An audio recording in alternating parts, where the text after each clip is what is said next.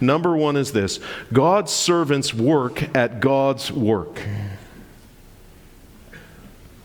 Trusting in the absolute power of the Lord over everything, what we call the sovereignty of God. How many people believe in that? How many people believe that God is in control of everything, that He is ruling and reigning over every atom in the whole universe? God is sovereign. You believe that?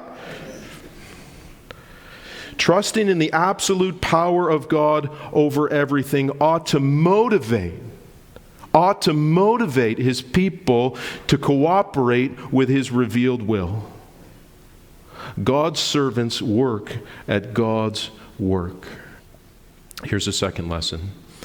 God's servants help rather than hinder people coming to Christ. It's very easy to put obstacles in the way of people knowing Jesus as their Savior. But as believers, what we are to strive for is we're to strive for pointing people in the right direction. God's servants help rather than hinder people coming to Christ. That brings us to one more lesson about being God's servants. This is a tough one. This is a hard one. Here it is. God's servants live with unguarded hearts.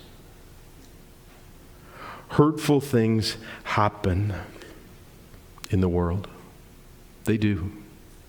And so we need to fight as servants of God. We need to fight against the desire to close off our affections to those who hurt us. God's servants live with unguarded hearts.